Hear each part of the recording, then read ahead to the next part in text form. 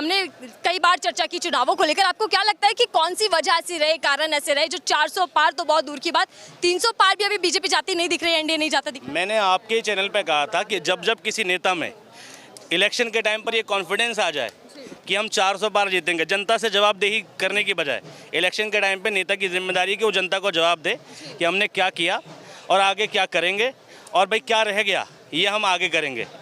ये सब चीज़ें अलग रख कर बीजेपी में कॉन्फिडेंस आ रहा था कि अब की बार हम 400 पार जीत जाएंगे। ये देश के लिए घातक था और ये मेरा मैसेज कन्वे हुआ शायद लोगों तक कि भाई लोग समझ रहे हैं कि ये जो देश है इसका जो चुनाव है ये मंदिर मस्जिद पर नहीं होता। ठीक, अयोध्या से जो हारे ये बहुत बड़ा मैसेज है कि मंदिर मस्जिद की पॉलिटिक्स का अंत हो रहा है देश में दोबारा। खूब उठाया गया अयोध्या का ही, तो ये क्लियर मैसेज है बीजेपी और बीजेपी के जैसे और पार्टियों के लिए, नरेंद्र मोदी और नरेंद्र मोदी के जैसे और नेताओं के लिए, योगी आदित्यनाथ और योगी आदित्यनाथ के जैसे और नेता, हेमंत शर्मा जैसे और नेताओं के लिए कि मंदिर मस्जिद का कार्ड इस देश में नहीं चलेगा। देश में अगर चुनाव लड़ना है तो मुद्दों की बात हो, गरीबों की बात हो, पिछड़ों की बात हो, दबे लोगों की बात हो, रोटी शिक्षा स्वास्थ्य रोजगार की बात हो, तभी तुम इलेक्शन जीत सकते हो। तो क्या बीजेपी की बड़ी बयानबाजी भी उसको भारी पड़ गई इन चुनावों में? बिल्कुल, बीजेपी का बहुसंख्यकवाद, कम्युनलवाद और उनकी बयानबाजी, ये सारी चीज़ें बीजेपी पे भारी पड़ी हैं। इन चुनावों में जुमले से लेकर मंगलसूत्र तक की कहानी सुनाई दी, यहाँ तक कि मुजरा करा जाएगा जो इंडिया लाइन से वो भी सुनाई दिया, लेकिन एंड में आके जो अब नतीजे देखने को मिल रहे हैं, क्या लगता है कि जनता के बीच में कौन सा बड़ा मुद्दा जो कमाल करता दिख रहा है? सारे चुनाव के बाद जो ये मोदी ने ध्यान लगाया था ना, वो चुनाव के हारने की समीक्षा कर रहे थे कि भाई मैं हार जाऊंगा तो मुझे कहाँ जाना। उन्होंने पहले कहा था झोला उठा के चल पड़ेंगे गुफाओं में, तो प्रिपरेशन थी उस चीज़ की। तो बस वही है और कुछ नहीं। बाकी बीजेपी को भी पता है कि उसकी हार की वजह क्या है। कब तक इस देश को गुमराह कर लोगे तुम, कब तक? लेकिन कहा तो ये गया था कि पीएम मोदी भक्ति में लीन है, तपस्या करने गए हैं, नई ऊर्जा लेने गए हैं, रणनीति तैयार कर आए हैं वापस। भाई मोदी जी जहाँ जाते हैं वहाँ वो उस चीज़ में लीन ही होते हैं। 2000 पुलिस वाले सुरक्षा में लगा के वहाँ की, ठीक, हाँ, और वहाँ की सारी टूरिज़्म को बंद करके वहाँ पर जो वहाँ का व्यापार है उसको रोक कर, ठीक है, ये सब चीज़ें करके मोदी जी मतलब तपस्या कर रहे हैं। तपस्या का क्या मतलब था कि दुनिया से कट जाओ।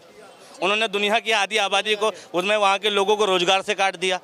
ठीक है भाई, कौन सा ऐसा व्यक्ति है जो तपस्या करने के लिए कैमरों के साये में जाता है और हर एक एंगल से फ़ोटो खिंचवाता है? पता ही नहीं। भक्ति कमजोर पड़ गई क्या? हाँ बिल्कुल, मोदी जी की भक्ति जो है वो कमज़ोर पड़ने वाली है। और आगे जो ये सरकार अगर बन भी जाती है तो ये वही सरकार है जिसने ताजमहल बनवाया और अपने हाथ कटवा लिए। ठीक है, कि मोदी जी जो मनमाना करते आए पिछले 10 साल से कम वो तो करने लायक नहीं रहने वाले। अब की वो रुकेगा। कहा ये गया था कि विपक्ष उस भूमिका में भी नहीं रहेगा कि वो विपक्ष में बैठ सके। ये चुनाव विपक्ष ने नहीं लड़ा, देश की जनता ने लड़ा और देश की जनता जीती है, देश का डेमोक्रेटिक सिस्टम जीता है और जवाबदेही देश की जनता के प्रति मोदी जी की और बढ़ गई। और जैसा मीडिया ने एग्जिट पोल में चलाया, देश की मीडिया पर, नेशनल मीडिया पर, जो मेन स्ट्रीम की मीडिया है उस पर कितना विश्वास और घटा है देश की जनता का वो तय कर ले मीडिया। और यूट्यूब मीडिया जिसे नकारा जा रहा था उसने कितना सत्य दिखाया ये भी तय कर ले देश की जनता। शुरुआत गाने से की है हार और जीत को लेकर, तो क्या बीजेपी इस टेंशन में है कि उसकी जीत से ज़्यादा चर्चा हार कांग्रेस या इंडिया अलायंस की है?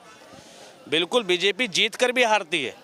ये जीत भी गई तो वो हारी हुई है, क्योंकि उन्होंने कहा था 400 पार और वो 250 पार भी नहीं हो पा रहे। तो यकीनन उन्हें अपने हार की समीक्षा करनी चाहिए। और बीजेपी तो वैसे भी हमें मालूम था नहीं जीत रही है। और भाई ये देश के लिए बहुत बड़ा मैसेज है कि कोई भी अहंकारी अपने अहंकार को ज़्यादा देर तक नहीं बचा सकता। राहुल गांधी ने संसद में एक बयान दिया था रावण को लेके कि रावण को राम ने नहीं मारा, उसके अहंकार ने मारा। तो मोदी जी चुनाव हार रहे हैं तो विपक्ष जिम्मेवार नहीं है, देश की जनता और मोदी जी का अहंकार। मोदी जी का अहंकार उन्हें ले डूबा है। लेकिन देखिए बीते दिन पहले भी 300-400 पार की बात की जा रही थी, मोदी की गारंटी, मैं अकेला सब पे भारी। ये बीजेपी की ओर से कहा जा रहा था कि नरेंद्र मोदी का कोई तोड़ ही नहीं है। हाँ वो तो ठीक है, लोगों इतना सारा ईवीएम पर सवाल उठा, चुनाव आयोग पर सवाल उठे, जिस कारण से चुनाव आयोग को सक्रिय भूमिका निभानी पड़ी है और लोग भी सतर्क हुए हैं। वरना अगर इतनी सवाल ना उठते चुनाव आयोग पर और ईवीएम पे तो हो सकता था इस चुनाव में भी धांधली होती। आज जो इतना निष्पक्ष ईवीएम पर लोगों का भरोसा वापस लौट रहा है तो उसमें कहीं ना कहीं विपक्ष का रोल है, ईवीएम के खिलाफ आंदोलन का रोल है और लोगों की अविश्वसनीयता जो बढ़ रही थी, ठीक है, उसको लेकर जो सवाल उठ रहे थे और जगह जगह से जो वीडियो वायरल हो रहे थे उसका भी रोल है। अगर वो सब नहीं होता, हाँ, स्मृति ईरानी बड़ी हुंकार भर रही थी जीत को लेकर और हमले कर रही थी राहुल गांधी पर, लेकिन अब जीत नहीं पाई तो क्या कुछ कहेंगे उनकी हार को? बस स्मृति ईरानी जी को भी सिलेंडर गिफ्ट दिया जाएगा और मोदी जी वाला दिया जाएगा, और जहाँ से वो हारी वापस वहीं बैठना उन्हें सिलेंडर लेकर। वो चीनी देने वाली थी 16 रुपये किलो, 13 रुपये किलो, तो वो चीनी की बोरी भी दी जाएगी उन्हें अब वहीं, और चाय बनाने मोदी जी आ ही जाएंगे। हार की वजह क्या हो सकती है? जहाँ तो राहुल गांधी को चैलेंज कर रही थी कि हार गए, डर गए, भाग गए। ये स्मृति ईरानी जी की औकात बताई है कांग्रेस पार्टी ने कि तुम्हारी औकात कांग्रेस के कार्यकर्ता से लड़ने की नहीं है। तुम बात राहुल गांधी की कर रहे थे, तुम्हारी औकात एक कांग्रेस के कार्यकर्ता से जीतने की नहीं है, और तुम चैलेंज कर रहे थे कांग्रेस पार्टी के अध्यक्ष को। तो ये तुम्हें समीक्षा करने की जरूरत है कि तुमने किसे चैलेंज किया था। और राहुल गांधी जी जानबूझ के अमेठी से नहीं लड़े, क्योंकि पूरे दिन मीडिया पे फिर वही छाया रहता कि राहुल गांधी वर्सेस स्मृति ईरानी। मतलब कंपैरिजन किसका किससे होगा? राहुल गांधी नरेंद्र मोदी के बराबर के नेता हैं, प्रधानमंत्री पद के दावेदार थे, और दावेदारी तुम स्मृति ईरानी से करा रहे थे। तो ये क्लियर मैसेज है कि स्मृति ईरानी की क्या हैसियत है, कांग्रेस पार्टी के कार्यकर्ता से नहीं जीत सकती। कितना बड़े मार्जिन से जीत रहे हैं वो देख लो आप। उत्तर प्रदेश गेम चेंजर के तौर पर देखा जा रहा है, क्या यूपी ने ही सारा खेल बिगाड़ दिया? और ये जो जोड़ी आई थी साथ में, जिसको पीएम मोदी कह रहे थे कि फ्लॉप जोड़ी, फ्लॉप फिल्म आई है, क्या यही सब कुछ एनडीए के सर में दर्द कर गई? ये उत्तर प्रदेश के योगी शासन और योगी जी के क्रूर शासन की वजह से हुआ है। ठीक है, योगी जी ने जैसा शासन दिया है, पक्षपात किया है। ठीक है, मैं कहता हूँ अगर कोई व्यक्ति मुख्यमंत्री बन जाता है तो वो उस व्यक्ति का भी मुख्यमंत्री है जिसने वोट दिया, जिसने नहीं दिया उसका भी मुख्यमंत्री है। लेकिन योगी आदित्यनाथ कुर्सी संवैधानिक पद पर बैठकर धार्मिक एजेंडा किस तरीके से चलाते हैं उस पर तमाचा मारा है उत्तर प्रदेश की जनता ने, कि तुम मुख्यमंत्री पद पर बैठ के ना तुम हिंदू हो ना मुसलमान हो, ठीक है, ना तुम सिख हो ना तुम ईसाई हो, ना दलितों के ना तुम स्वर्ण वर्ग के हो। लेकिन योगी आदित्यनाथ कहते हैं कि भाई मैं ईद की बधाई नहीं दे सकता, लेकिन रामनवमी की दे सकता हूँ, कांवड़ यात्रा का आयोजन करा सकता हूँ, लेकिन ईद की नमाज का आयोजन नहीं करा सकता। ठीक है, अगर नमाज सड़क पे पढ़ ली तो कार्रवाई हो जाएगी। उनके बयान थे कि उत्तर प्रदेश में अजानों की आवाज़ आनी बंद हो गई। तो देश में ये कम्युनलवाद नहीं चलेगा। ये उत्तर प्रदेश की जनता ने डायरेक्टली मैसेज दिया है कि ये देश डेमोक्रेटिक है और यहाँ डेमोक्रेटिक शासन चलेगा। सब धर्म के लोग जो हैं आपस में मिलजुल कर रहते आए हैं, रहते आएंगे और रहते रहेंगे। खटाखट और टकाटक, क्या कुछ कहना चाहेंगे? इस चुनावों में तो यही सुनने को मिला कि सपा चट हो जाएगा इंडिया अलायंस। 5 सालों में बीजेपी निपटेगी फटाफट हर राज्य से, 5 सालों में। ठीक है, हर चीज़ का एक पीक होता है। ठीक है, इनका था और वो गया। तो जो झोला वाली बात है जो अभी आप शुरुआत में भी कह रहे हैं, झोला मैं गिफ्ट कर दूंगा मोदी जी को। झोला उठा के जाने का टाइम आ गया। और मैं अक्सर आपसे बातचीत करती रहती हूँ, आप कई मुद्दे गिनवाते हैं, हाथ बदलेगा हालात, ये भी आपने कई बार कहा था। क्या बीजेपी इस बार नारे नहीं दे पाई, ऐसे नारों को नहीं गढ़ पाई जो जनता तक पहुँच पाते? अब मैं बोलूँगा तो विवाद हो जाएगा। भाई बीजेपी का चुनाव चिन्ह है कमल। कमल कहाँ खिलता है? कीचड़ में। और बीजेपी के भक्त भी कहाँ? कीचड़ में। और कीचड़ में कौन सा जानवर रहता है सबको पता है, मुझे आगे बोलने की जरूरत नहीं है। ठीक है, तो आप समझ लीजिए कि बीजेपी के जो सब वोटर है, जो अंधभक्त हैं, उनकी कैटेगरी क्या है वो मैंने जस्टिफाई कर दी। वो खाते वेस्ट, बकते वेस्ट, टीवी पे आते तो बोलते वेस्ट, उनके मुद्दे वेस्ट। ठीक है, तो उस कैटेगरी से बिलोंग करते हैं, और रहते जहाँ वो भी वेस्ट ही है। तो न्याय वाली गारंटी है, चल गई? चलेगी, चलेगी, दौड़ेगी, चलेगी नहीं। मोदी गए फटाफट। जी, मैं मध्य प्रदेश से आती हूँ और प्रज्वल रेवन्ना की हार और स्मृति ईरानी की हार एक महिला होने के नाते मुझे बहुत खुशी दे रही है, क्योंकि एक महिला बाल विकास मंत्री होने के नाते इन्होंने ना मणिपुर के मामले पे कुछ कहा, ना हाथरस के मामले पे, ना इतने 10 सालों में जो बलात्कार के आरोपियों को संरक्षण इन्होंने दिया है। मैं इंदिरा फैले हूँ भारतीय युवा कांग्रेस की, मध्य प्रदेश कांग्रेस की प्रवक्ता भी हूँ और महिला हूँ सबसे पहले।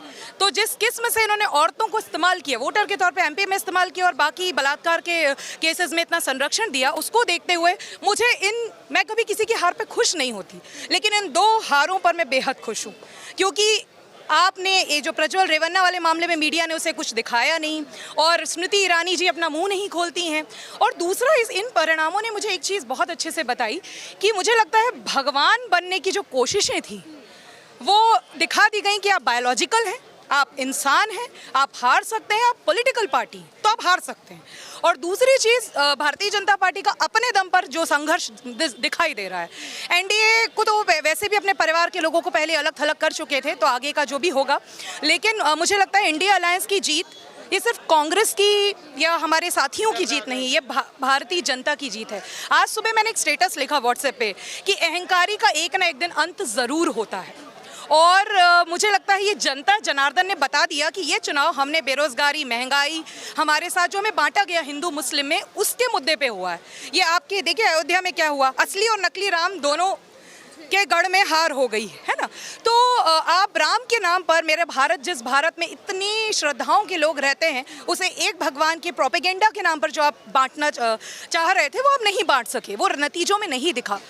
स्मृति ईरानी की हार को महिलाओं की जीत मान रही है। मुझे ऐसा लगता है कि कम से कम, देखिए मैं ये नहीं कहती कि सब कुछ बदल जाएगा, हमारा भारत बहुत समस्याओं से घिरा हुआ है, लेकिन जिस महिला ने महिला बाल विकास मंत्री होने के नाते अपनी जबान सही समय पे नहीं खोली, संसद में उसकी आवाज़ नहीं उठाई, उसे महिला बाल विकास मंत्री क्या सांसद बने रहने का कोई अधिकार नहीं।